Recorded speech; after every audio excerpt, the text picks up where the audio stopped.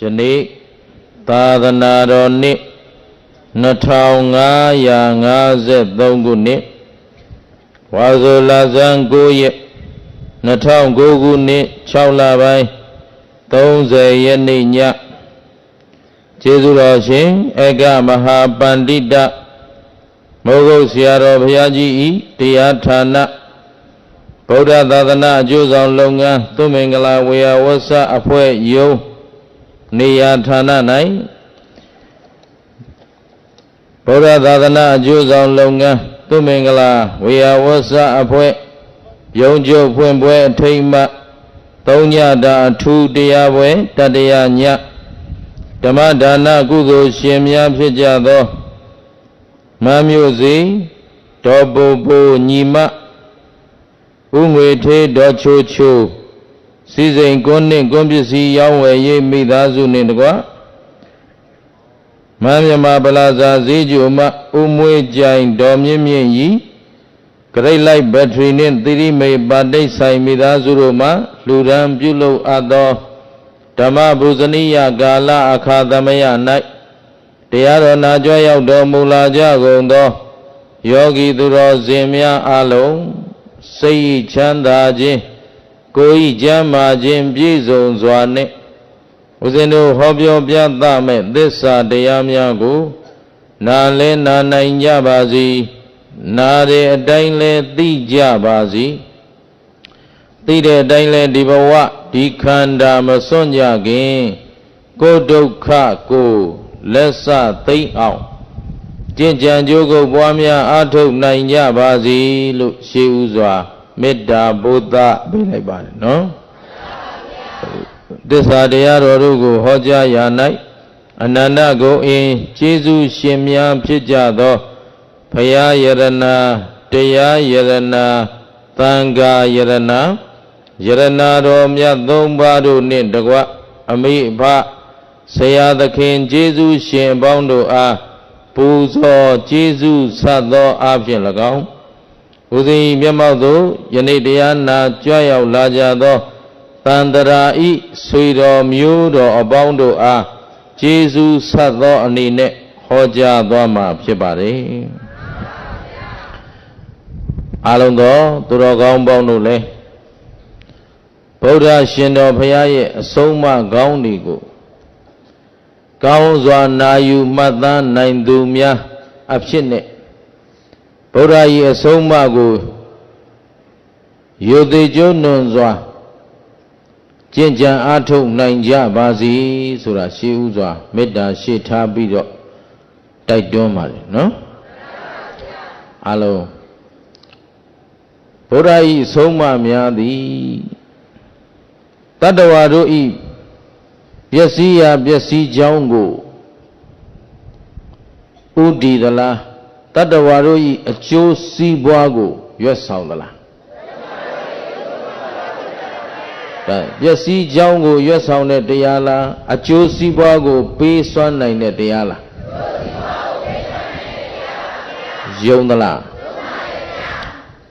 ဗုဒ္ဓရှင်တော်ဘုရားသည်သူကိုယ်တိုင်လောကသစ္စာတရားတွေကိုသူကိုယ်တိုင်မြင်သူကိုယ်တိုင်သိပြီးတော့အများတတ္တဝါဝေရိယတွေကိုလည်းသူသိထားတဲ့အမှန်တရားတွေကိုအလုံးသိနိုင်အောင်လမ်းညွန်ပြသပေးတဲ့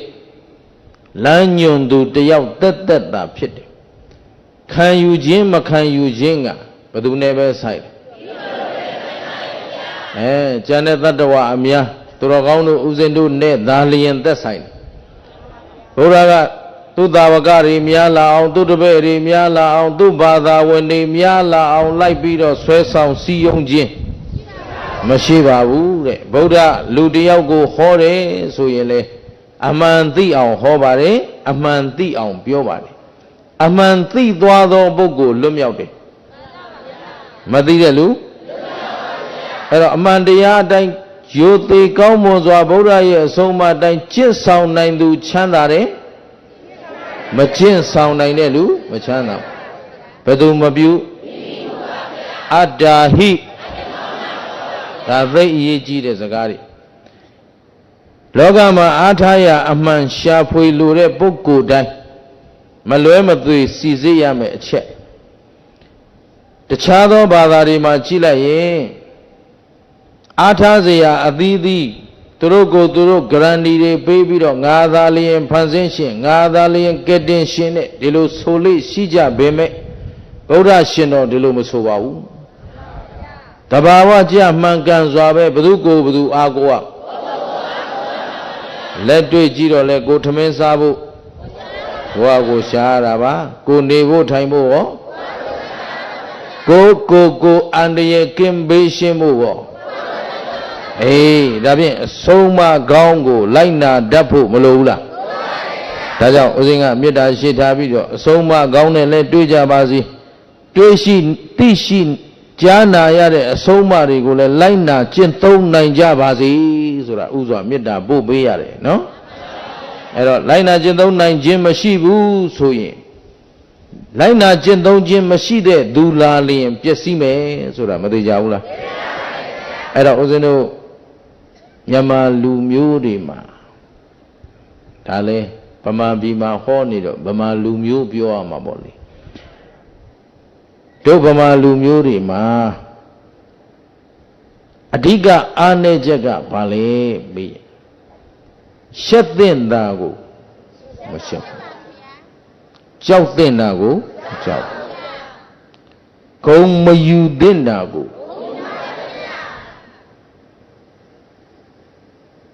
ကိုယ်ပတ်ဝန်းကျင်နဲ့ကိုယ်တိုင်ပဲပြန်ဆန်းစစ်ကြည့်စမ်းပါကိုယ်ပတ်ဝန်းကျင်ကိုယ်အတိုင်းဝိုင်းမှာတခုခုအောင်မြင်ကြီးပွားလာရင်ငါကြောင့်ငါလှုပ်ထားတာငါပဲငါပါလို့မပြောဘူးလားဒီလိုပဲခံယူထားတယ်ငါကယ်တင်လိုက်လို့ငါလှုပ်ပေးလိုက်လို့ဒီလိုအေးအပြစ်တစုံတရာကိုကြောင့်ပျက်စီးသွားရဲ့ကိုကြောင့်လို့ဝန်ခံရဲတဲ့လူမရှိဘူးဗမာလူမျိုးရဲ့စိတ်ဓာတ်ဒါလည်းဗမာပြည်မှာမို့လို့ပြောတယ်ကမ္ဘာလုံးကြည့်တော့လဲဒါမျိုးတွေများလာပြီနော်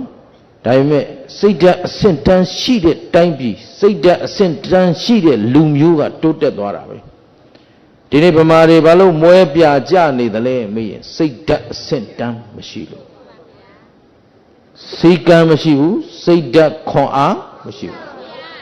ဒီတော့အဆုံးအမကောင်းတော့ရှိနေပါရဲ့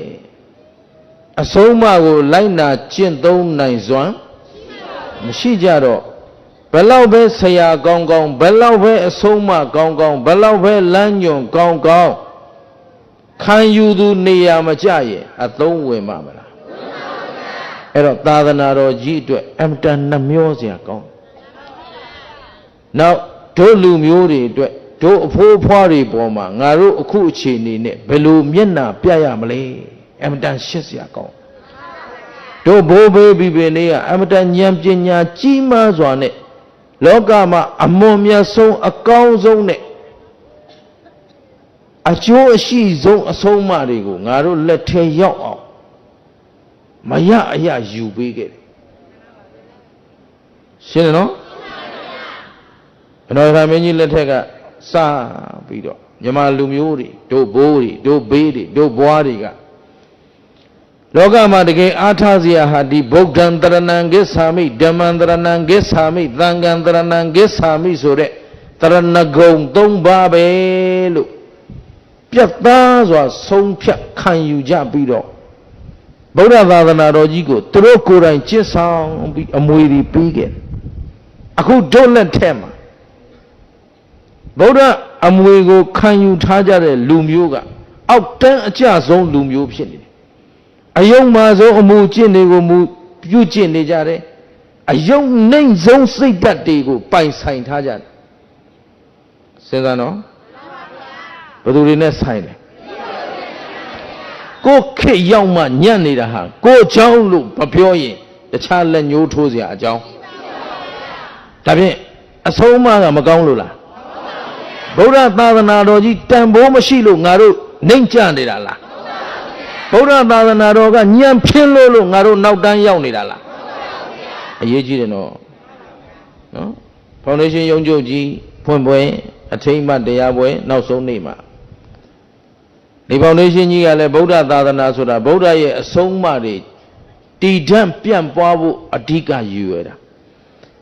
အဲ့တော့သာသနာတော်ကိုမျက်နှိုးတယ်တန်ဖိုးထားတယ်ဆိုရင်ရှက်တင်တာကို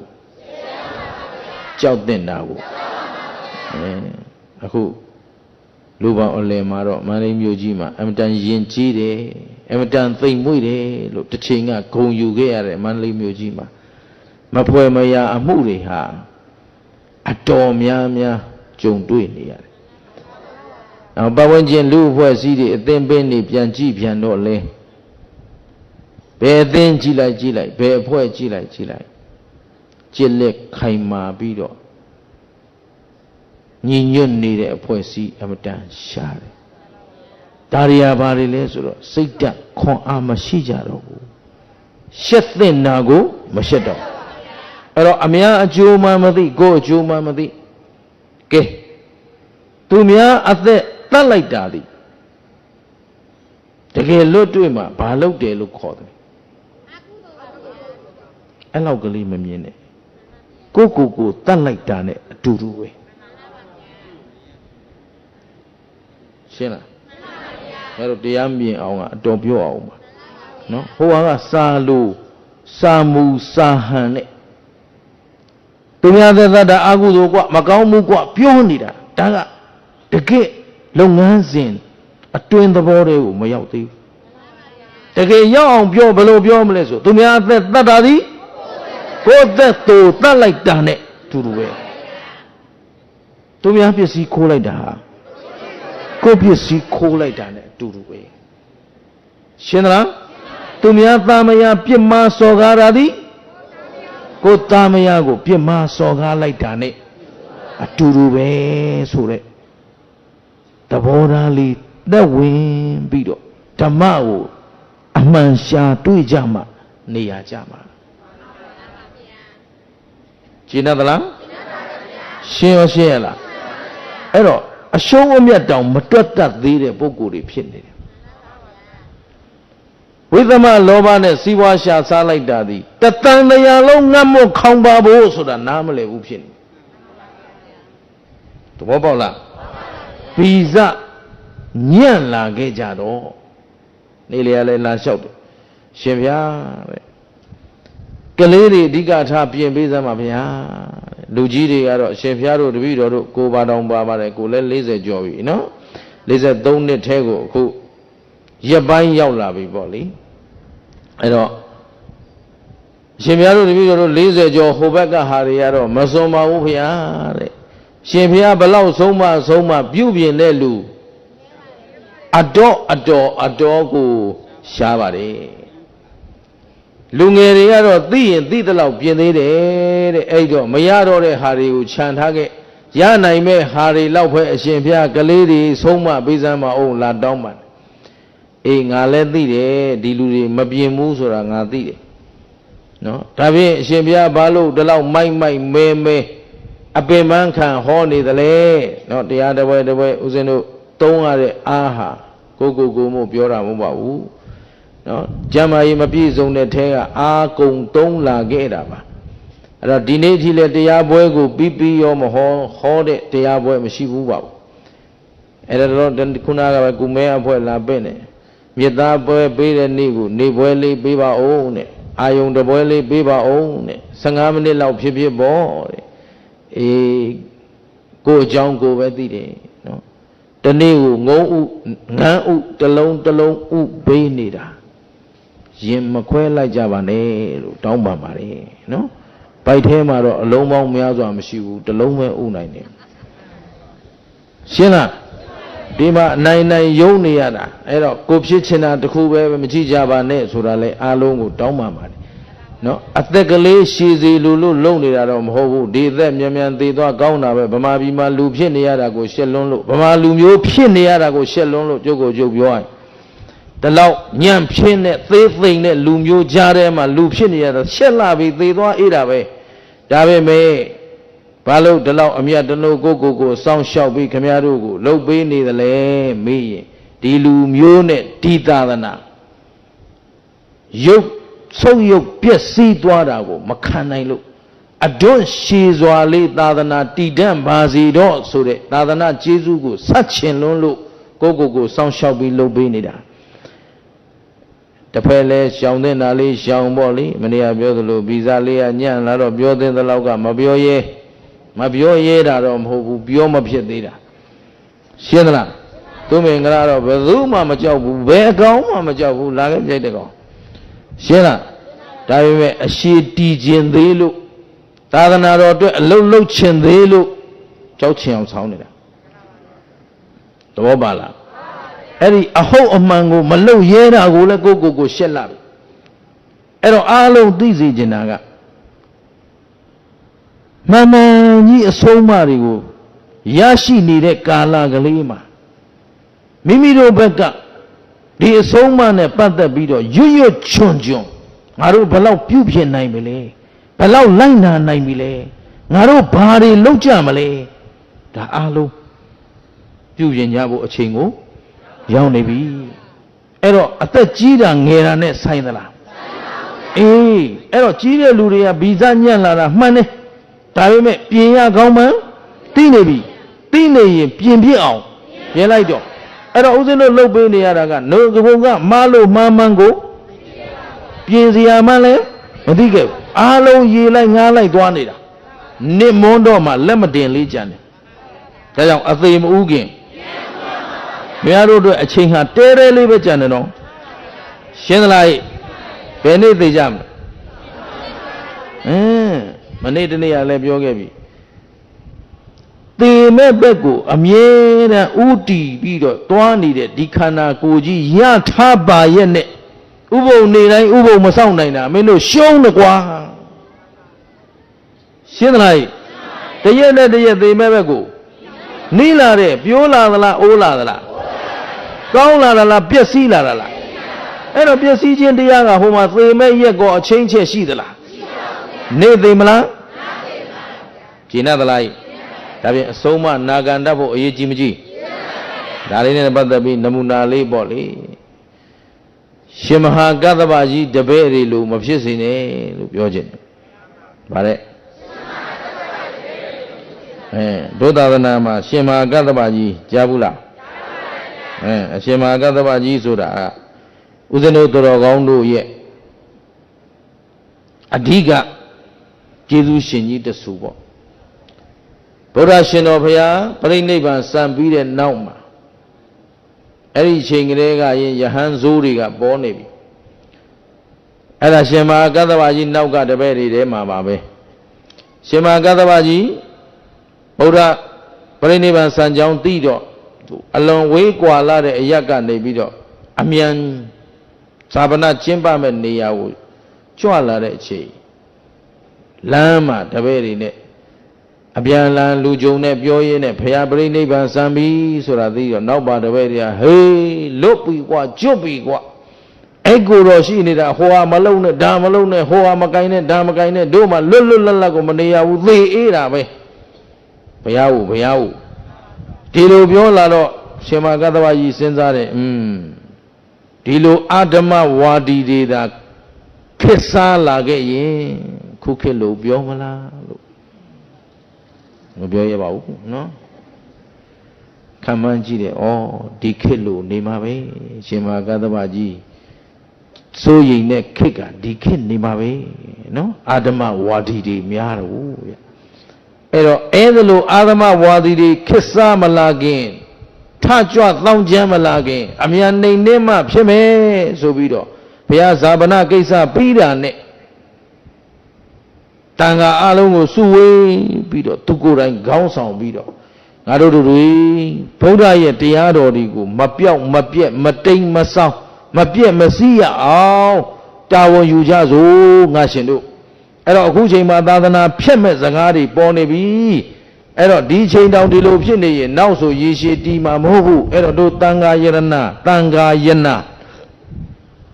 တန်ခါအပေါင်းစုဝေးပြီးတော့ဗုဒ္ဓဟောကြားခဲ့တဲ့ဓမ္မခန္ဓာတွေကိုစုဆောင်းပြီးတော့ငါတို့မှတ်ကြောက်တင်ကြစို့စီစစ်ကြစို့လို့သူဥဆောင်ခဲ့လို့ဒါဖြင့်အမှန်တန်ကျေးဇူးများမများဒီနေ့ကျေးဇူးရှင်ဆရာတော် ဘုဂုတ်ဆရာတော်ဘုရားကြီးနဲ့ဆရာတော်ဥဒ္ဓမိတ်သရတို့လိုပဲကျေးဇူးရှင်ဘုဂုတ်ဆရာတော်ဘုရားကြီးအမရပူရမန္တလေးဘုဂုတ်အမာကန်၃မြို့မှာသစ္စာရေးအေးတွေတိုက်ကျွေးခဲ့တယ်ဒါဘုရားဆရာတော်ဘုရားကြီးခန္ဓာဝန်ချပြီးတဲ့နောက်မှာ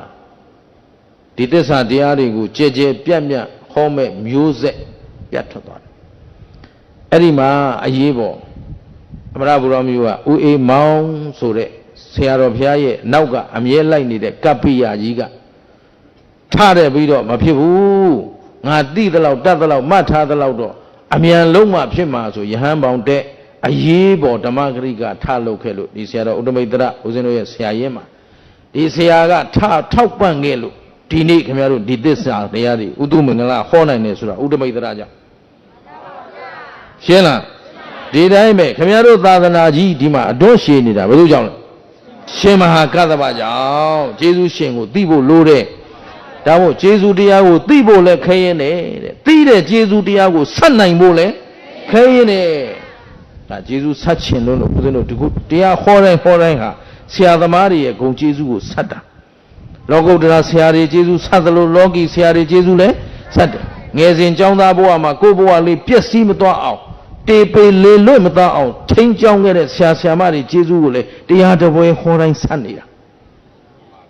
ရှင်းသလားလမ်းညွန်ကောင်းတွေပေးခဲ့တဲ့မိဘကျေးဇူးဟောတရားဟောတိုင်းငါမိဘကျေးဇူးဆက်တာငါအတွက်ဟောတာမဟုတ်ဘူးကျင်တယ်နော်သဘောပေါက်သလားဒါပြန်အဆုံးမခံယူတတ်ဖို့ဟာအရေးကြီးသလားမကြီးဘူးလားကြည့်ရှင်မကားတော်ကြီးသူ့မှာအနီးနေတပည့်2ယောက်ရှိတပည့်ဘယ်နှယောက်တပည့်2ယောက်ထဲမှာဒီမှာအားလုံးအခုနားလည်အောင်ပြောရရင်ဦးဇင်းဝါကြီးနဲ့ဦးဇင်းစိန်ကြီးပေါ့နော်ဟုတ်ပြီနော်တပည့်မောင်ဝါနဲ့မောင်စိန်နော်သူကဦးဇင်းနေဆိုတော့ဦးဇင်းဝါနဲ့ဦးဇင်းစိန်2ပါးရှိတယ်အဲ့ဒီမှာဦးဇင်းဝါကကြတော့ရှင်မကတ္တဗကြီးရဲ့ဝေယဝဆတွေကိုအကုန်လုပ်ပြီးမနေ့ဆရာထက်ဥစွာထားတယ်တပည့်ဆိုတာဒီလိုဆရာထက်ဥစွာထားရတယ်ဆရာအတွက်မျက်နှာသိရည်တောက်ရည်သုံးရည်အကုန်လုံးတီထားပေးရတယ်ပြုစုပေးရတယ်ပြီးရင်ဆွမ်းခံသွားဖို့တပိတ်သင်္ကန်းအစင်သင်လုပ်ပေးရတယ်ဒါကအန္တေဝါဒီကအနည်းနေတပည့်ရဲ့ဝတ္တရားတွေအဲ့တော့ဒီတပည့်ဦးစင်းဝါကနေတိုင်းမျက်နှာသစ်တော်ရည်ကိုမနဲ့အစဉ်ပြေပြေသစ်ဖို့ရင်နွေးကလေးနဲ့တည်ပေးထားတယ်ရင်နွေးလေးနဲ့စတ်ထားတယ်အည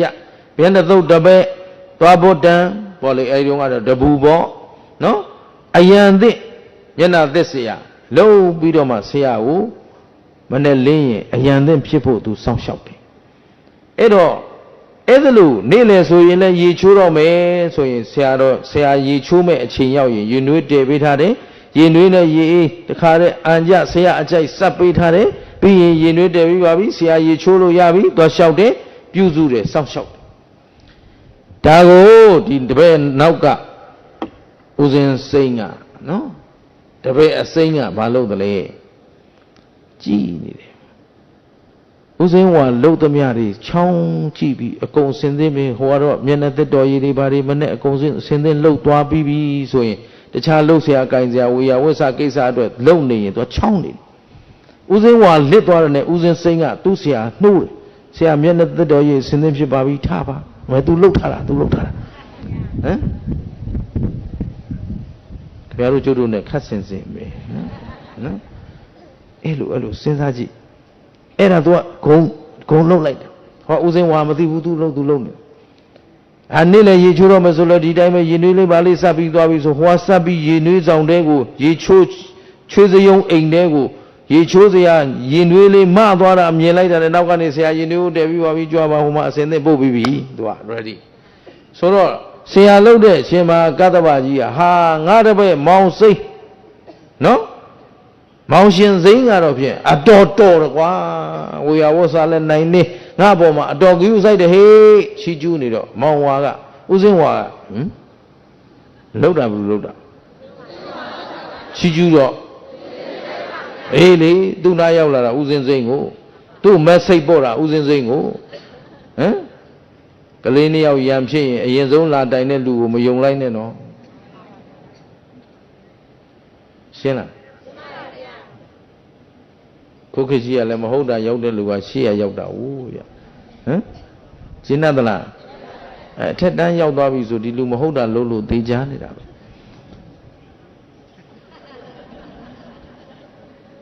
ပြောရဲပါဘူးဆိုရှောက်ရှောက်ပြောအဲ့ဒီတိုင်းအမှန်ပဲခေတ်ကဒီတိုင်းဖြစ်အဲ့တော့ရှင်မကသဗ္ဗကြီးကလည်းဒီတိုင်းပဲဘယ်သိရှာမလဲသူကရိုးရိုးအဲ့တော့မောင်ပစင်းစိမ့်တို့နမူနာယူกว่าပစင်းမောင်ဝါရခြေသံဟိုမှာဘလောက်တာဝန်ကြည်သလဲဆိုတော့ဟိုကပစင်းဝါကတကယ်ချင်းလည်းဖြစ်နေတယ်ဘာအပြောကဲရှိစီတော့နောက်ပစင်းအစိမ့်ဒီဥစဉ်စိမ့်လုံနေတဲ့အလုပ်တွေဟာမူမှန်သလားလမ်းမှန်သလားဒါပေမဲ့အဲ့ဒီမမှန်တာကြီးကိုဒီဘက်ကပစင်းဝါကတိခံခွင့်လုံးပြီးတော့လုပ်ပါစေလို့ထားလိုက်ရင်မှန်မလားဖော်ထုတ်ရင်မှန်မလားအန္တရာယ်ရှိတယ်နော်သွားမပြောနဲ့မဟုတ်တာလုပ်တဲ့လူကမဟုတ်တာလုပ်ဖို့ဝန်မလေးဘူးနော်ဟမ်ကဲခင်ဗျားတို့ပဲဆုံးဖြတ်ပစင်းဝါဘာလုပ်တဲ့တယ်လဲလုပ်ရဲလို့လားဟမ်မဟုတ်ဘူးလို့ပြောရဲလား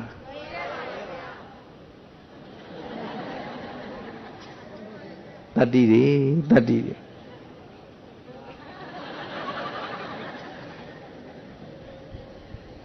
လာမယ်ကြည့်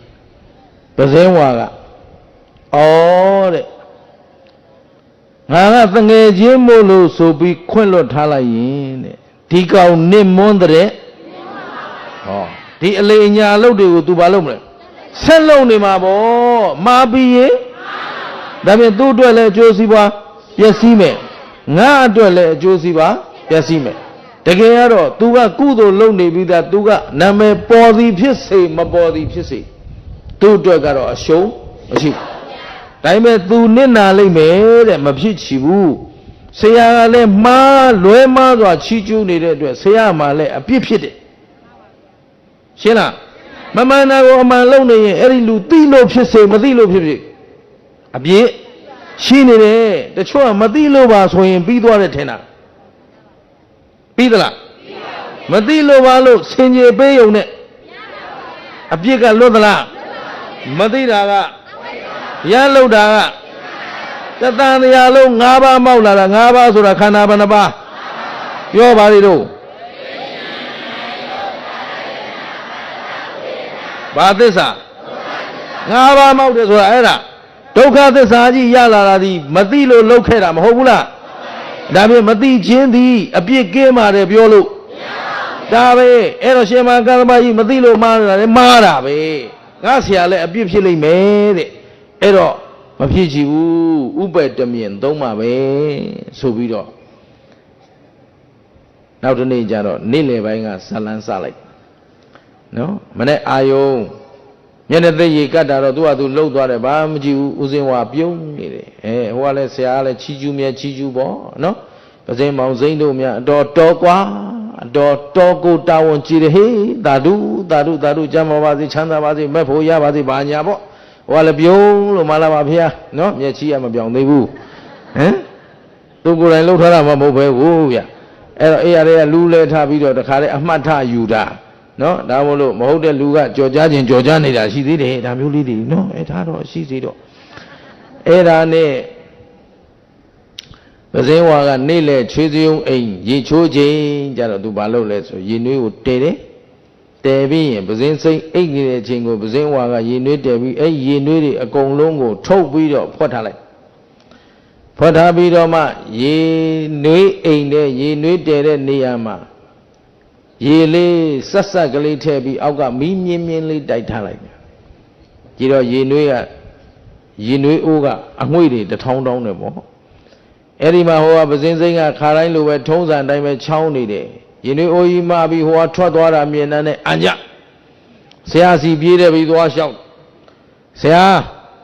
ရင်တွေအိုးတယ်ပြီးထားပါပြီရေချိုးရအသင့်ဖြစ်ပါပြီရေချိုးဖို့အချိန်ကြပါပြီဆရာဆိုတော့အေးကွာဆိုဟိုကလည်းသင်ပိုင်ကလေးပခုံးပေါ်တင်ရှင်မာကတ္တဝကြီးထွက်လာချွေးစုံအိမ်သွားဆရာတစ်ပည့်နဲ့အတူတူသွားတာပေါ့ဟိုကတကားတွေပါတွေဖွင့်ပေးတော့အထဲလဲဝင်လိုက်ရောရင်တွေအိုးကမရှိဘူးဘယ်မလုံးကွာမင်းရေချိုးဖို့ဟာမင်းလှုပ်ထားတယ်ဆိုဘုရားတပည့်တော်ထဲထားပါလေဘုရားခတ်တီနဲ့သူမှမပို့ထားပဲသိမလဲအဲ့တော့ထဲကြည့်လိုက်တော့မရှိဘူးမဖြစ်ပါဘူးဆိုပြီးတော့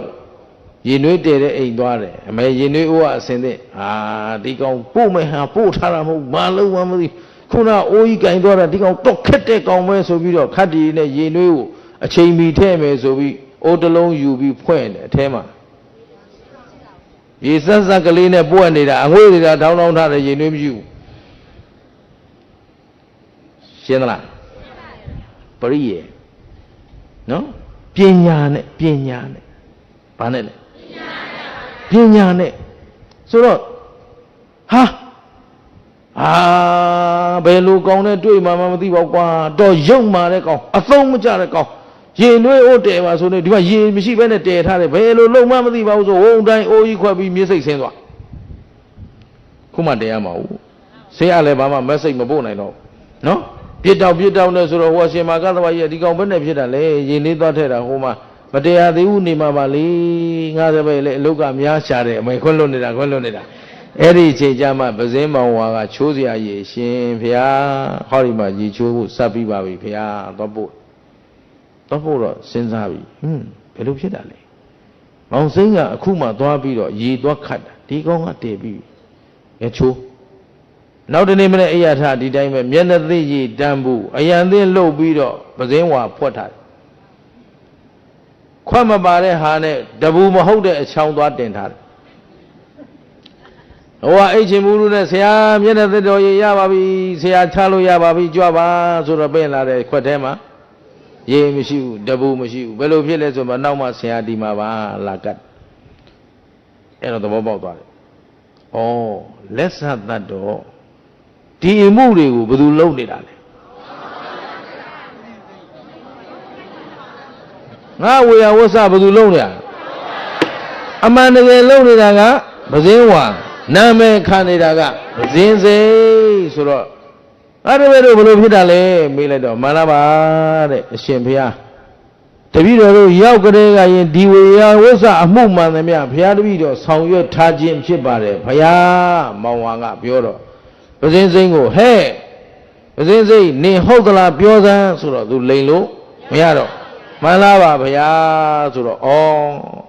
ရုပ်မာတဲ့ပုဂ္ဂိုလ်အမျိုးရုပ်ဒီလိုအလုပ်ကရုပ်တဲ့လူပဲလုပ်နိုင်တာမိမစစ်ဖမစစ်အမျိုးရုပ်တို့ရဲ့အလုပ်ရှင်းလားဘယ်လိုလူတွေလုပ်တာကိုလုပ်တာလည်းမဟုတ်ဘဲနဲ့နာမည်ထယူတာနော်မိမစစ်ဖမစစ်အမျိုးရုပ်တွေမှရုပ်မာတဲ့အလုပ်ကိုလုပ်တာရှင်းသလားမြင့်မြတ်တဲ့အမျိုးအနွယ်ကပေါက်ဖွားလာသူကဘယ်သောအခါမှရုပ်မာသောအလုပ်ကို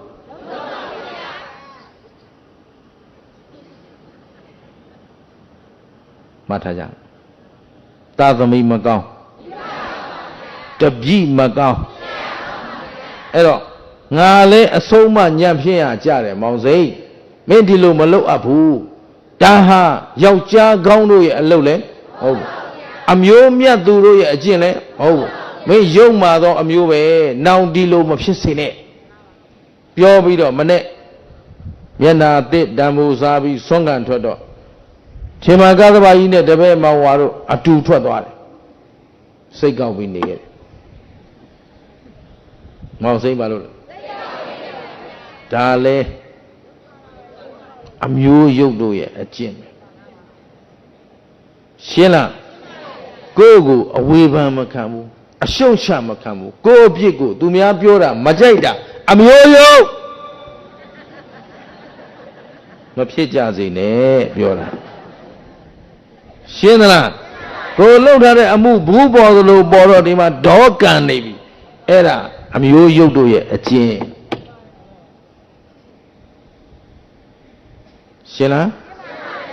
ကိုကြောင့်ကိုမိကိုဖမယုတ်စေနဲ့ မိဘဂုဏ်ကိုမြင့်တင်နိုင်တဲ့ပုဂ္ဂိုလ်မိဘကျေးဇူးကို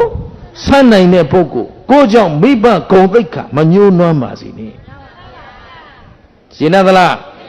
ကြည့်ဒီမှာပေါင်းစိတ်နေခဲ့တယ်စိတ်ကောက်နေခဲ့တာပေါ့လေတကယ်ဆိုယောက်ျားတမ်းမဲ့ဟိုနှစ်ပါးဆုံးခံသွားတော်တော်လေးကြာမှလူလေထမျက်နှာလေးပါလေးတစ်ပြီးတော့သူအကြံဖန်လုပ်တယ်ဘယ်သွားလဲဆိုရှင်မကသဗ္ဗကြီးရဲ့တပည့်ရင်းတကာဒကမတွေအိမ်သွားတယ်ပြီးတော့ဆုံးခံခံတော့ဟာခါတိုင်းသုံးပါးကြွလာတာရှင်ပြတပါးလေးလားဘလို့ဖြစ်တာလဲဟုတ်တယ်ဆရာနေမကောင်းလို့ကြောင်းပါအိမ်ပါတယ်အေးမဟုတ်တာလုပ်တဲ့လူကမဟုတ်တာပဲသူစဉ်းစားတယ်ဟုတ်တာသူမလုပ်တတ်ဘူးခင်ဗျားတို့လည်းဘယ်လိုလုပ်ကြမဟုတ်တာပဲဆက်လုပ်မလားမလုပ်မလဲမဟုတ်ခဲ့မှန်ကောသိပလားသိကြတယ်နော်လမ်းမတရားကိုလိုက်လက်စနဲ့ဒီမှာကြည့်စမ်းမှားပြီးရင်သူဆက်လုပ်တယ်ဘာပြောလဲဆရာနေမကောင်းဘူးတဲ့မှန်ကသူ့အဆူခံလိုက်ရလို့ရှက်တာရောဒေါသထွက်တာရောမခံကျင်တာရောပေါင်းပြီးစိတ်ကောက်ပြီးနေခဲ့တာအဲ့ဒါဟိုရောက်တော့အကုသိုလ်လှုပ်ထားလို့တဲ့ဆရာနေမကောင်းဘူးတဲ့ဆိုတော့ဟာဒါဖြစ်ရင်အရှင်ဘုရားလည်းဒီမှာဆုံးဖို့မှာအောင်အရှင်ဘုရားဆရာအတွက်လည်းတင့်လျောက်ပတ်တာလုပ်ပါမယ်ဘယ်လိုဖြစ်တာလဲဘယ်လိုဖျားတာလဲဘယ်လိုမျိုးအာဟာရဆိုတင့်တော်မလဲဆိုတော့ဗာလေးနဲ့ဘယ်လိုလုပ်လိုက်ကြက်ပေါင်းလေးထည့်လိုက်ဘာဖြစ်ညာဖြစ်သူစားကျင်တာကိုရှောက်ပြောပေါ့နော်ဆိုတော့အဲ့ဒါတွေဟိုကအကြာနာတကာရင်းနေဆိုတော့လှုပ်ပြီးတော့လောင်းလူလိုက်အဲ့ဒါမိမ့်ကြီးစားပြီးကြောင်းကပြန်အိတ်ရှင်းတယ်နော်နောက်တနေ့ကျတော့လည်းဒီလိုပဲဆုံးခံထွက်သွားတဲ့အချိန်သူမလိုက်ဘူးနေခဲ့တဲ့ကြောင်းမှာတခြားလမ်းကသွားတယ်အတူမသွားဘူးပေါ့အဲ့ဒီရှင်မကသဗ္ဗကြီးကတကာရင်းနေအိမ်ဘက်အလဲကျတယ်အဲ့ဒီဘက်သွားတော့ဟိုတကာရင်းနေကဟာရှင်ဘုရားမနေ့ကပဲရှင်ဘုရားနေမကောင်းဘူးဆိုလို့ရှင်ဘုရားတပည့်လာလို့တပည့်တော်တို့ဒါစီမံချက်ပြုတ်ပြီးထည့်ပေးလိုက်တယ်အရှင်ဘုရားအဲ့ဒါအာဟာရမိဝဲပြီးတော့တော်တော်အဆင်ပြေသလားဘုရားကောင်းသလားဘုရားအခုဒီနေ့နေကောင်းပြီလားပြောတော့ရှင်မကသဗ္ဗကြီးဘုံကောင်လှုပ်ချလိုက်ပြန်ပြီနော်ဆိုတော့ကိုတပည့်ကိုဆိုတော့လည်းပြန်ပြောမှရှက်နေတယ်ပြောလို့မဖြစ်ဘူးအဲ့ဒါနဲ့သူလောင်းလူတဲ့တရားတွေလည်းပြတ်သွားမယ်စေတနာလည်းပြတ်သွားမယ်တခြားသောယဟန်ပေါ်မှာအထင်မြင်လွဲမှာဆိုတာလည်းမပြောတော့ဘူးစိတ်နေပြီးလှည့်ပြန်လာပြန်လာပြီးဟဲ့ကောင်မောင်စိမ့်လာသန်းဆိုတော့မမဗျာမနေ့ကဘယ်ဆုံးခံသွားတော့မမအရှင်ဘုရားတက္ကကြီးတွေအိမ်ရောက်ပါတယ်ဗျာဘာပြောခဲ့ဒီလိုပါပဲဗျာမင်းမဟုတ်တန်းလေးရပါလို့ပြောတာမင်းလူလိမ့်မယ်အမျိုးယုတ်အောက်တန်းကြတဲ့လူလိမ့်အရှက်မရှိတဲ့တောင်းစားပြောပြီဟိုကနော်အဲ့ဒါတောင်းစားတို့ရဲ့အမှုချင်းတဲ့နော်မိမိကိုပစ္စည်းလေးပါအလိုရှိသလိုအလူခံပါလို့ဖိတ်မှန်တကပြုတ်ထားတဲ့တကားတော်၎င်းဒါမှမဟုတ်ရင်မိမိရဲ့အမျိုးမိဘဆွေမျိုးနာညာတကာကလွဲရင်ယဟန်သည်မတောင်းကောင်းနဲ့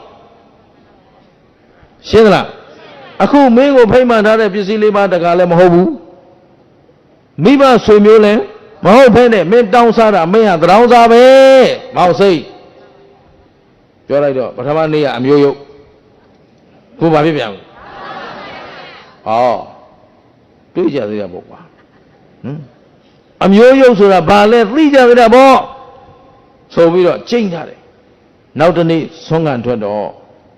ရှေ့ကဆရာတစ်ပည့်နှစ်ယောက်ဆုံးခံလဲကြောက်တော့သူเจ้าမှနေခဲ့ပြီးပါလို့လေဒုတ်တစ်ချောင်းကင်ပြီးတော့တွေးသမျှအုတ်ခွက်ပကံအကုန်ရိုက်ခွဲတပည့်ကောင်းနေနော်ဆရာဆုံးမတာကိုခံသလားဆရာငါတပည့်ဒါဟာအမျိုးယုတ်တို့ရဲ့အကျင့်မကျင့်နဲ့ဒါကသရောင်းသားတွေရဲ့အကျင့်မကျင့်နဲ့နောက်ကိုမင်းဒီလိုမပြုတ်ပါနဲ့ငါတပည့်အတူနေတပည့်ဖြစ်ပြီးမင်းဒီလိုလုပ်တာမသင့်တော်ပါဘူးဖရာအဆုံးမနဲ့လည်းမကိုက်ညီပါဘူးငါရှင်မကလ္လပကြီးဆိုတာအမတန်သိမ်မွေ့ပါတယ်အမတန်မျိုးရိုးမြင့်မြတ်တဲ့စီကလာတာပါနော်ဆရာရှင်မကတ္တဝကြီးအကြောင်းဟောပူပါတယ်မဆုံးတော့လမ်းမမီမလားမသိဘူးနော်အဲ့လောက်မြင့်မြတ်တဲ့ပုဂ္ဂိုလ်ဗြဟ္မပြည်ကလာတာပါစိတ်ဓာတ်အောက်တန်းကြသူမဟုတ်ပါဘူးအဲ့တော့အဲ့ဒါလောက်မြင့်မြတ်တဲ့ပုဂ္ဂိုလ်ကဘယ်တော့မှရိုင်းဆိုင်ကြမ်းတမ်းတဲ့စကားလည်းသုံးမှာမဟုတ်အဲ့တော့မတန်သိမ်မွေ့ဆိုတာဆုံးမပေမဲ့ဒီဘက်ကသိမ်မွေ့သောစိတ်မရှိတဲ့ယုံမာသောနှလုံးသားပိုင်ရှင်ဟုတ်ပြီနော်တောင်းစားတို့ရဲ့အမှုချင်းရှိသူဆိုတော့တောင်းစားရမှာသူဝင်မလေးဘူးကျင်တတ်သလားတောင်းစားတယ်ဆိုတာဘယ်သူလို့ ဒါကြောင့်ခင်ဗျားတို့ဆုတောင်းမတောင်းနဲ့လောက်ကြပြောတာကျင်းသလားရွှေမန်းသူရွှေမန်းသားအားလုံးတန့်ရှင်းစင်ကြယ်စွာအသက်မွေးဝမ်းကြောင်းပြုနိုင်ကြပါစေနေလိုက်တာကြိုးစားမဲ့လူတော်တော်နေသေးတယ်ရွှေမန်းသူရွှေမန်းသားအားလုံးတန့်ရှင်းစင်ကြယ်သောသမာအာဇီဝပိုင်ရှင်များဖြစ်ကြပါစေလို့အစမ်းပါအတန်လေးကြားရရင်ကိုကျင်တတ်ပါတယ်လှုပ်တာမလှုပ်တာခင်ဗျားတို့ပိုင်းကျင်တတ်သလားဒီလောက်အတန်လေးမှမထုတ်နိုင်သေးလဲဟောရတဲ့လူပိုင်းပိုင်းလဲသေယုံရှိတာပဲရှင်းတယ်နော်သဘောပေါက်သလားကိုစားတဲ့ထမင်းတန့်ရှင်းရလားနေ့တိုင်းစစ်ဆေးစမ်းပါကိုဘဝကိုမတန့်မရှင်းရက်တည်ရရင်ငါတို့ကတလိษံတဲ့ဆိုးတယ်လို့မှရှင်းသလား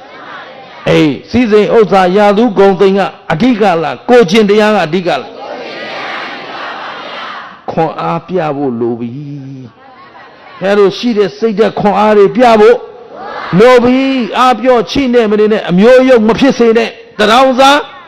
မဖြစ်စေနဲ့ကျင်သလားတတိုင်းပြည်လုံးကြည့်သလောက်တော့တောင်းစားနေတဲ့တရောင်စားအများရှင်းနော်ကြည့်နှစ်ပါးဇွန်ကန်ထွက်သွားတဲ့အချိန်နောက်ကတောင်းချမ်းပြီတွေးသမျှအကုန်ရိုက်ခွဲပြီးတော့ကြောင်းမိတင်ရှုပ်ပလိုက်အညိုကြည့်တယ်နော်တတိကောင်းတယ်လူစွမ်းကောင်းနော်ခုခေတ်လို့ဆိုရင်သူပြောကျင်တဲ့စကားလေးတစ်ခုရှိရင်မပြောရဲလို့ထားလိုက်ရသွားတော့ပြီရှင်းသလားသဘောပေါက်တယ်နော်ခုခေတ်လို့ဆိုဖြစ်သွားတော့ပြီလူစွမ်းကောင်းဟမ်တော်လိုက်တာငါပေါ်နည်းနည်းမှမကြောနဲ့တွေ့ထဲလိုက်မှာအကုန်လုံးရှင်းသလားမိတင်ရှို့ပလိုက်မလောင်တဲ့ဟာကိုထိုးချေထားခဲ့တယ်ကဲပြီးရော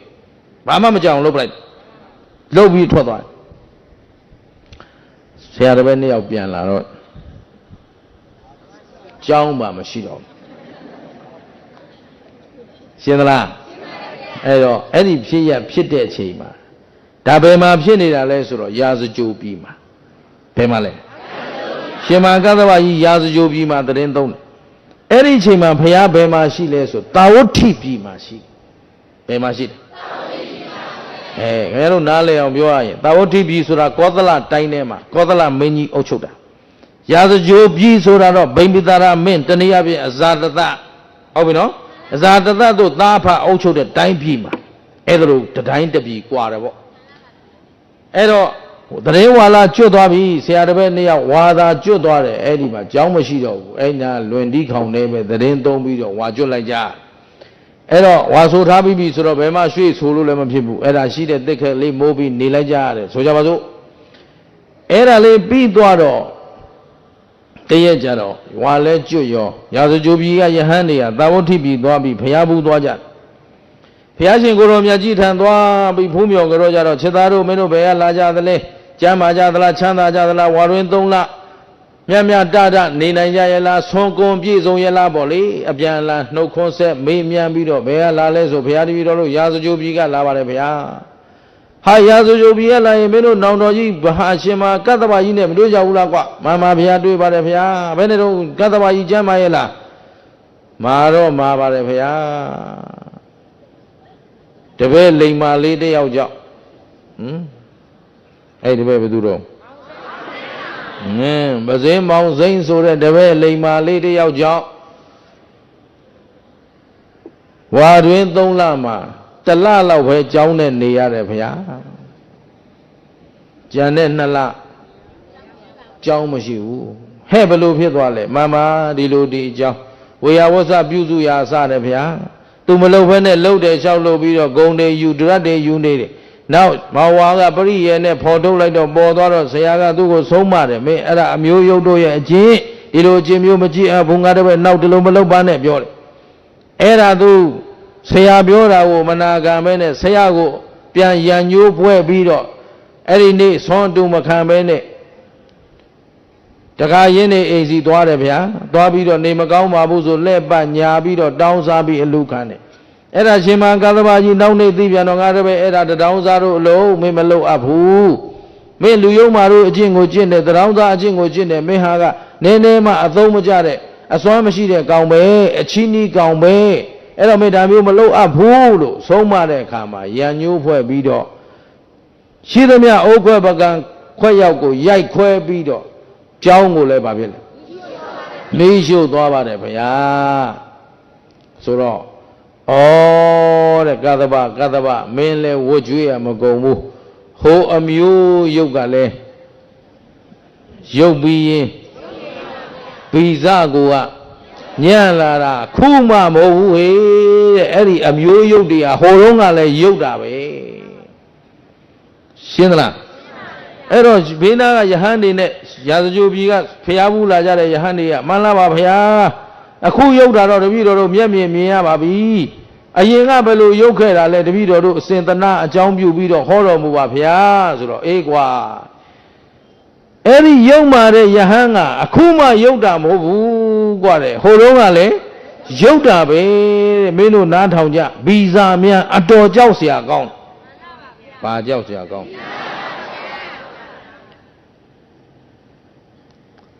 ဘာလို့ယုံနေကြလဲဗီဇာမကောင်းဘာလို့မပြင်နိုင်ကြ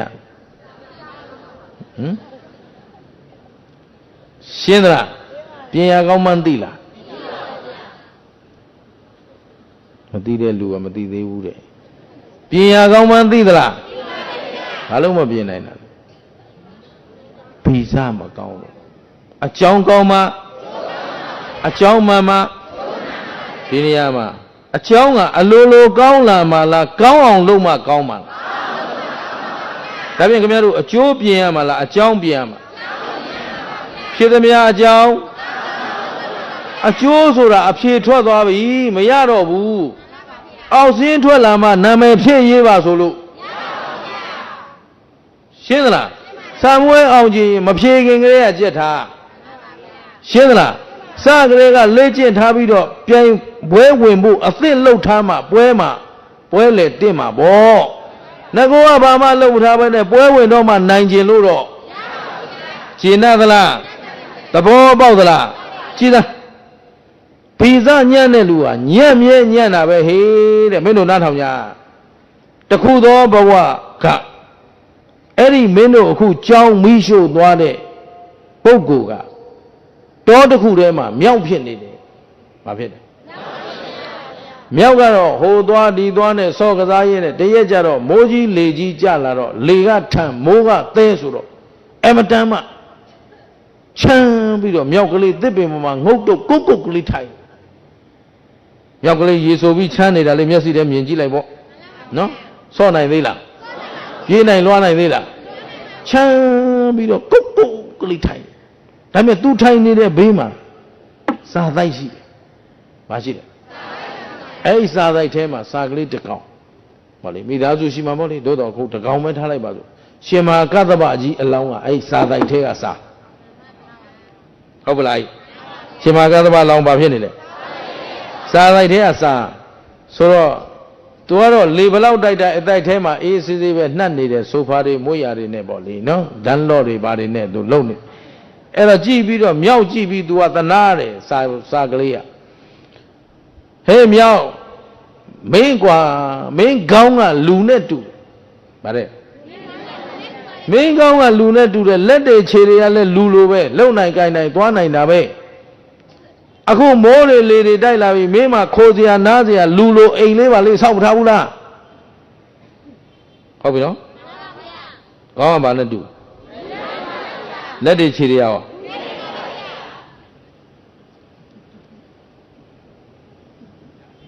မင်းလူလိုလုံးမထားဘူးလားတဲ့ဟမ်မေးတယ်နော်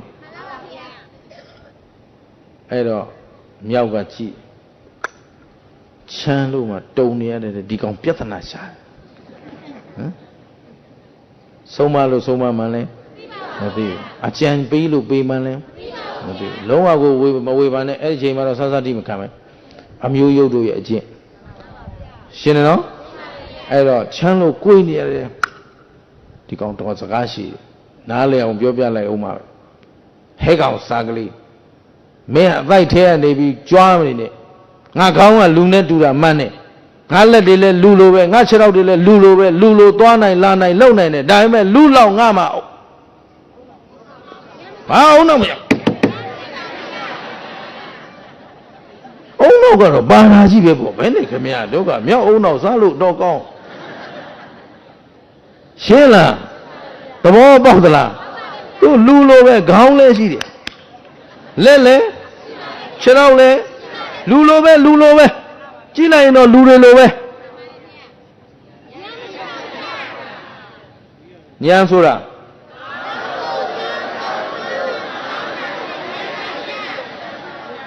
ကြည့်လိုက်ရင်တော့လူလိုပဲဒါပေမဲ့လူလုံးမလုံးတတ်ဘူးရှင်းသလားငါတို့လူလိုပညာမရှိဘူးဟာတယ်မလုံးတတ်ဘူးတဲ့ကျေနပ်သလားအေးလေမင်းကလူနဲ့တူပြီးလူလိုမလုံးတတ်တာရှိပါစေတော့တဲ့အခုငါစားကလေးတဲ့မင်းလောက်လူလိုပုံစံလည်းမတူပါဘူးတဲ့ရှင်းနော်မင်းလောက်အကောင်ထဲလည်းမရှိဘူးမင်းလိုခွန်အားပလားလည်းမရှိဘူးဒါပေမဲ့ငါမှမိုးလေတိုက်ခတ်လာရင်နေစရာအိတ်ဒီမှာလုံလုံချုံချုံကြိုတင်ဆောင်းထားနိုင်တဲ့မင်းပါလှုပ်ထားသလဲတဲ့ဟုတ်ပြီနော်အဲ့ဒါလို့ရှေ့ရေးနောက်ရေးကိုကြိုတင်မတွေးတတ်တာလူယုံမှာဟုတ်ပြီနော်ဒုက္ခရောက်မှကဲတင်စရာရှာတာတထောင်စားလာပြီဟမ်တထောင်စားမှအိမ်ရှိသလားမရှိဘူးတွေ့တဲ့နေရာတွေ့တဲ့နေရာဝင်ခိုးတာတရားအောက်ရှိရင်တရားအောက်ခိုးလိုက်မှစစဲမိတ်တွေ့ရင်စစဲမိတ်ခိုးလိုက်မှဘာလို့ဆိုကြုံမှပုံစရာရှာတာရှင်းသလားရှေ့ရေးနောက်ရေးမတွေ့တတ်တာကလူယုံပါဘယ်နေဟာတွေတော့ဒီနှစ်ခုကိုလွဲနေတယ်ပြောတာဟိုတရားတွေက၃ခုကျုပ်ကတစ်ခုခြံထားတာနှစ်ခုတည်းပြောတာကိုဒီမှာဖြစ်နောက်လွဲနေသေးတယ်ဟင်ရှေ့ရေးနောက်ရေးမတွေ့တတ်တာလူယုံမှာမို့လို့အကုသိုလ်လို့ရဲလို့ရဲတာဗောဗျဟင်တည်ငါတဘဝချမ်းသာရေးကြည့်ပြီးတော့နောက်တန်တရားမှာဒုက္ခရောက်မှမမြင်တတ်တာယုံမှနေလို့ဗောရှင်းသလားခြေရင်နောက်ရင်မတွေးတတ်တာအရေးကြုံမှပုံစရာခိုးစရာရှာတာကျေနပ်သလားမင်းကလူယုံမှတရောင်းစားအဆင့်ရှိတာပဲกว่าတဲ့မင်းဘာများစွမ်းလို့လဲအဲ့တော့မင်းခွန်မင်းအားအသုံးချစမ်းပါကွာတငယ်ချင်းရာပြောလိုက်တော့စာမောင်းတိုက်ကလေးတစ်တိုက်ရှိရတယ်ငါလာပြီးပို့လို့နော်လူယုံမှဆိုတာဘယ်လိုလဲတွေ့ကြသေးတာပေါ့ဟောက်မှယုံမှလဲဆိုတာဒီလိုกว่าဆိုပြီးအတိုက်ဆွဲဖျက်ချပလိုက်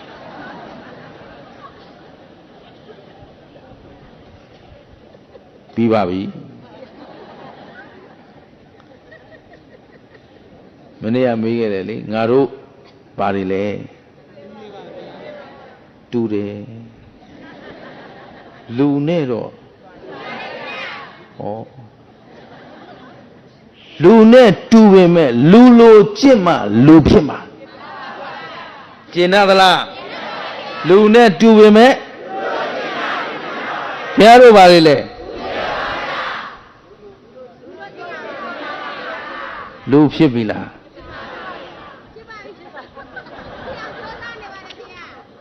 ဒီနေ့ကစပြီးတော့လူဖြစ်အောင်ကျင့်တော့ကျင်နာသလားသဘောပေါက်သလားရှက်တင်တာကိုကြောက်တင်တာကိုဘာကိုရှက်ရမလဲမကောင်းမှုပြုရမှာကိုရှက်ရဘာကိုကြောက်ရမလဲမကောင်းမှုပြုရမှာကိုကြောက်ရအဲ့တော့စိတ်ဓာတ်ခွန်အားရှိတဲ့အမျိုးကောင်းသားသမီးတွေဖြစ်အောင်ကြိုးစားရမယ်တရားစားအဖြစ်ကလွတ်အောင်တရားစားစိတ်တွေဖယ်လိုက်တော့ရှင်းသလားကဲတင်ရှင်မိုးဘွားကြလာမလားကိုကိုကဲရမလားဒါဖြင့်အသေးမဥခင်ရှင်းသလားဒါဖြင့်ဘသူကိုဘသူကြည့်မယ်ဘသူပြစ်ဘသူရှာမလဲကိုပြစ်ကိုတင်ပြလန်သူမှန်သမျှကိုဆရာကိုပြစ်ကိုဝေဖန်ပေးသူမှန်သမျှကျေးဇူးရှင်ရှင်းသလားလူပုံပေါက်ပေမဲ့လူဖြစ်အောင်လုပ်ကြလူနဲ့တော့ဒီနေ့တရားကောင်းစဉ်အဲ့ဒါပဲဟိုမှာကောင်းစဉ်စောင့်နေတဲ့လူတွေရှိလို့ကြိုပြောလိုက်နော်တရားကောင်းစဉ်ပါလေလူနဲ့တော့တူတယ်တူပါတယ်မဟုတ်တူတယ်နောက်ဆက်တွဲရှိသေးတယ် dot ရှင်းသလားမောင်စိမ့်လို့တော့ဆိုတော့ဘုရားကဒါလေးလဲဟောလိုက်ရောတရားနာပိဋကပေါင်းသူတော်ကောင်းတို့လီအားလုံးအတိတရားတွေရပြီးအောက်ထစ်ဆုံးသောတပါရှင်းသလား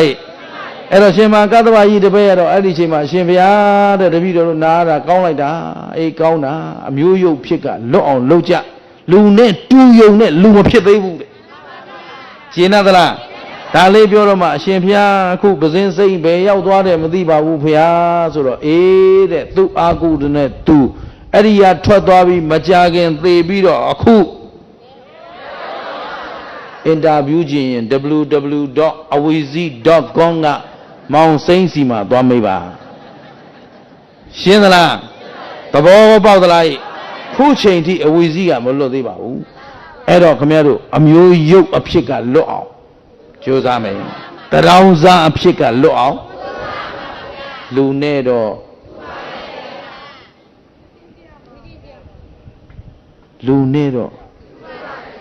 လူဖြစ်အောင်လုပ်ကြကျေနပ်သလားဒါဖြင့်သတိထား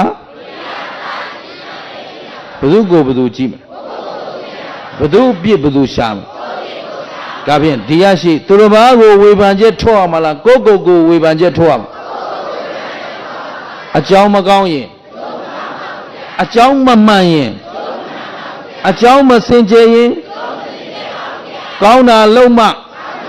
ကောင်းကြိုးပေးမှကောင်းတာဖြစ်မှာမလို့နဲ့ကောင်းတာလုံးမမကောင်းတာလုပ်ရင်ဘယ်သူမပြုအားလုံးယုံသလားဒါဖြင့်ဘယ်သူကိုဘယ်သူအားကိုးရမှာလဲဒါဖြင့်ခစ်ကြီးရမကောင်းတာလားကိုမကောင်းတာလားလောကကြီးရမကောင်းတာလားကိုမကောင်းတာလားပတ်ဝန်းကျင်ကမကောင်းတာလားကိုမကောင်းတာလားဘယ်သူကိုဘယ်သူပြင်ရမှာလဲငါတို့ဗီဇညံ့ငဲ့လို့အကြောင်းမကောင်းလို့ရှင်းတယ်နော်ဒါဖြင့်ဒီရရှိဘယ်သူရှာမယ်သတိပေးလိုက်တယ်လူနဲ့တော့တူတယ်လူနဲ့တော့တူတယ်လူကောင်းလေးလည်းပါတယ်လက်ကလေးကလည်းလူလိုပဲခြေထောက်ကရောလူလိုတော့သွားလာစားတော့နေကြတာပဲလူဖြစ်ပြီလားကျေနပ်သလားဟိုမြောက်ယုံမာလို့မဖြစ်စင်နဲ့ပဇင်းစိမ့်လို့ကျေနပ်သလားရှင်းရောရှင်းရလားဒါဖြင့်လူဘဝလူဖြစ်ခိုက်မှာလူဖြစ်ကြိုးနောက်ခင်ဗျားတို့မှာအဆုံးမကောင်းနေရှိမရှိအဲ့တော့အဆုံးမကိုလိုက်နာတတ်မှလူဖြစ်မှာအဆုံးမပေးသူသည်မိမိဤဆရာဟုတ်ကလားကိုယ်ဆုံးမနေတဲ့လူဟာကိုယ့်ရဲ့ဆရာကိုယ့်အပြစ်ကိုဖော်ပြသူဟာကိုယ့်ရဲ့ဆရာကျေးဇူးရှင်ကျေနပ်သလားဝေဖန်ကြပါကဲ့ကြီးကြပါဆုံးမကြပါအဆုံးမပေးတဲ့လူဟာကိုယ့်ရဲ့ဆရာပဲအပြစ်ကိုထောက်ပြသူသည်ကိုယ့်ဤကျေးဇူးရှင်ကျေနပ်သလားအားလုံးစိတ်ဓာတ်ခွန်အားတွေမွေးတဲ့မမွေးတဲ့ပြင်တဲ့မပြင်တဲ့အားလုံးသာသနာ့နွယ်ဝင်နေတပြေးညီတဲ့တစိတ်တဝမ်းနဲ့ညီညွတ်စီလုံးတက်ကြွနဲ့ပြင်လိုက်ကြစို့မကြခင်ဝင်တော့မဲ့ဝါဆိုလာပြည့်နေ့ကစလို့ငါတို့ဗုဒ္ဓဘာသာအားလုံးပြင်ကြစို့ရှင်းသလားအ ਨੇ ဆုံးတတ်နိုင်သမျှဥပုံနေတိုင်းမနေ့ကအလူကံကိစ္စလေးဆက်ပါမယ်နော်အားလုံးမနေ့ကို15မိနစ်ညကို15မိနစ်ကိုတနေ့ကို2ချိန်ဒီယဟန်လေးတနာသောအဖြစ်လှူကြပါရှင်းသလားလှူနိုင်သလားအဲ့ဒီ15မိနစ်ဘာလို့မှာတရားအားထုတ်ပေးပါအဲ့ဒီ15မိနစ်တွင်မှာလောဘဒေါသမောဟနည်းနိုင်သမျှနည်းအောင်အားထုတ်ပါရှင်းသလားဒါဖြင့်အပမဒေနဘိက္ခဝေတံပါဒေထဒါဖြင့်မနေ့15မိနစ်ည15မိနစ်တာဝန်ယူကြသလားတာဝန်ယူနိုင်သလားလှူနိုင်ကြသလားဝါကောင်လပြည့်မှာပြန်တွေ့ရှင်းသလားဒီနေ့ပြီးရင်တော့ပြန်ပါအောင်မယ်ပြန်အောင်မယ်ရှင်းတယ်နော် သဘောပေါက်သလားလူနဲ့တော့လူတယ်ရှင်းနေပြီလားသဘောပေါက်ပြီလားကဲဒါဖြင့်ဒီနေ့ကစလို့ကြိုးစားကြစို့နော်ဝါတွင်ကာလမှာဥပုံနေ့တိုင်းသည်ဗုဒ္ဓဘာသာဝင်အလုံးဤဥပုံနေ့ရှင်းနေသလားအလုံးကြိုးစားဖို့သင်မသိပညာစားမှနော်အမိယုတ်အဖယုတ်မဖြစ်ပါစေနဲ့ဆရာဆိုးတွေမဖြစ်ပါစေနဲ့တာသမီမကောင်းရင်တပည့်မကောင်းတော့အခုဥတုမင်္ဂလာနဲ့တွေ့ပြီးပြီနော်တရားနာကပြန်လာတာဆိုပြီးမဟုတ်မှတော့မလုပ်လိုက်ကြနဲ့ရှင်းနတ်ကလားမောင်စိမ့်လို့လဲမြောက်ယုတ်မာလို့လဲကိုယ့်ကိုဆုံးမလာသူဟာကိုယ့်ရဲ့ဆရာကိုယ့်ကိုအပြစ်ထောက်ပြဝေဖန်သူသည်ကိုယ့်ဤကျေးဇူးရှင်ရှင်းနတ်သလားကဲဒါဖြင့်မနေ့ကို15မိနစ်ညနေကို15မိနစ်အားလုံးအာမခံနိုင်သလားကဲဒါဖြင့်အားလုံးကြိုးစားဖို့မလိုဘူးလားဘယ်သူကိုဘယ်သူကြည့်မယ်ဘယ်သူအပြစ်ဘယ်သူရှာမလဲဒီတဝါအကျွတ်မှာတော့ဖြင့်ငါတို့တို့အစင်ကျယ်ဆုံးဖြစ်အောင်တရင်ကျွတ်မှာဖရာအကြိုက်ဆုံးပူဇော်ခြင်းနဲ့တရင်ကျွတ်လာပြီးကျော်၄ရက်နေ့ကျုံမသေးသေးရင်ဓာတုစေတီတရားပွဲမှာဆုံကြတာပေါ့ရှင်းသလားအနေစာသဘောလွန်ဆန်းနိုင်လို့ငါတို့အကြောင်းအကျိုးတွေညီညွတ်ကြရင်အဲ့ဒီနေ့မှာလက်မထောင်ပြီးတော့အရှင်ဘုရားတပည့်တော်တို့လူဖြစ်ပြီလို့လူနဲ့တော့တူတယ်ကဲတတိထားဝရိယဆိုင်ပညာနဲ့ကြည်ခန္ဓာဘယ်နှပါခန္ဓာ၅ပါးဘယ်အချိန်ကြည့်မြဲသလားမမြဲဘူးလားပိုင်သလားမပိုင်ဘူးလားမပိုင်မမြဲတဲ့ခန္ဓာသည်ဒုက္ခလားဒုက္ခလားဒါဖြင့်ခန္ဓာမှန်ရင်ဘာသစ္စာသိတဲ့ဉာဏ်ကမေဃသစ္စာသာမမှန်ကန်ကန်ရရင်ဒီဘက်ကလွဲမားတဲ့အမှုအကျင့်တွေလူယုံမာတို့ကျင့်တောင်းသားတို့ကျင့်အောင်မလားအကြောင်းကောင်းရင်အကြောင်းစင်ကြယ်တော့ဖြစ်သမျှအကြောင်းမကောင်းကောင်းလုပ်လိုက်ရင်သေတာကနောက်ခန္ဓာမလာတာကသစ္စာဘယ်နှချက်ကကဲတော့သစ္စာ၄ချက်တပြိုင်တည်းကြိုက်မှသာလျင်တန်တရားဝတွင်းကလွတ်ကင်းနိုင်မှာဖြစ်တဲ့အတွက်မမိတ်မလျော်မပေါ်စားသောတတိတရားမလျှော့သောဇွဲလုံးလကိုလက်ကင်ထားပြီးတော့ကိုလူနဲ့တော့တူတယ်လို့အောက်မေ့ပြီးပြန်ကြ